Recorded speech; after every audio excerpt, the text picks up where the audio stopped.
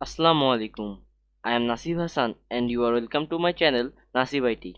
Friends, আজকের এই ভিডিওতে আমি তোমাদেরকে কোনো রকম থার্ড পার্টি সফটওয়্যার ব্যবহার করা ছাড়াই কিভাবে তোমরা তোমাদের পিসিতে অথবা ল্যাপটপে স্ক্রিনশট দিবে তা দেখাবো।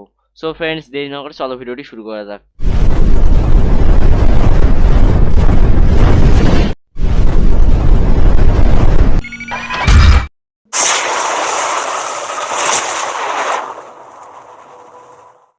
ফ্রেন্ডস, এই কাজটি করার জন্য তোমরা তোমাদের পিসি অথবা ল্যাপটপের ডেস্কটপ স্ক্রিনে চলে আসবে।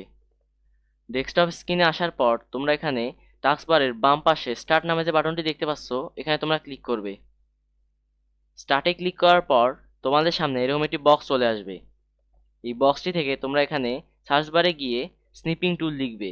সো আমি এখানে স্নিপিং টুল লিখতেছি, SNIPPING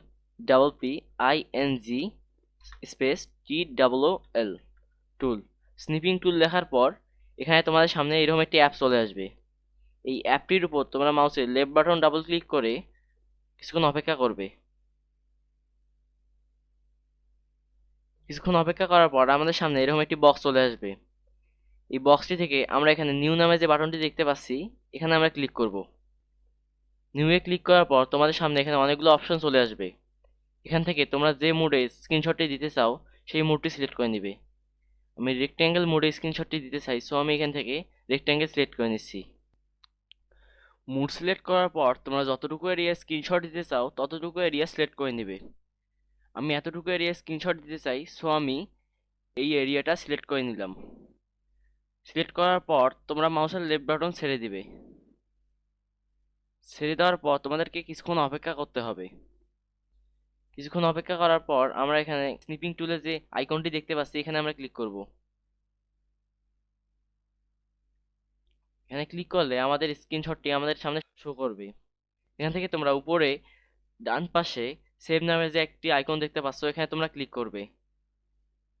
এই আইকনটিতে ক্লিক করার পর আমাদের সামনে এরকম একটি বক্স চলে আসবে।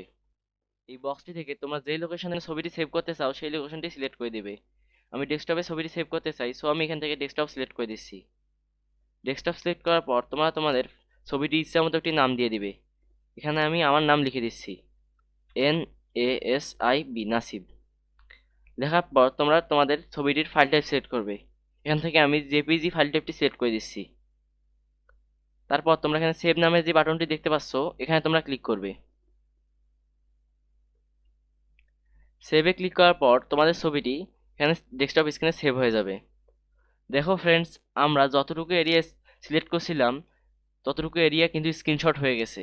সো ফ্রেন্ডস, এভাবেই তোমরা কোনো থার্ড পার্টি সফটওয়্যার ব্যবহার করা ছাড়াই স্নিপিং টুল ব্যবহার করে খুব সহজেই স্ক্রিনশট দিতে পারবে তোমাদের পিসি অথবা ল্যাপটপের মধ্যে।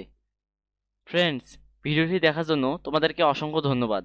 তোমরা যারা আমার চ্যানেলে নতুন তারা অবশ্যই ভিডিওটিতে একটি লাইক দিয়ে আমার চ্যানেলটি সাবস্ক্রাইব করে রাখবে এবং এরকম আরও নিত্য নতুন ভিডিও পাওয়ার জন্য পাশে থাকা বেল আইকনটি অন করে রাখবে, যাতে করে নতুন কোনো ভিডিও আপলোড দেওয়ার সাথে সাথে এটা নোটিফিকেশন তোমরা পেয়ে যাও।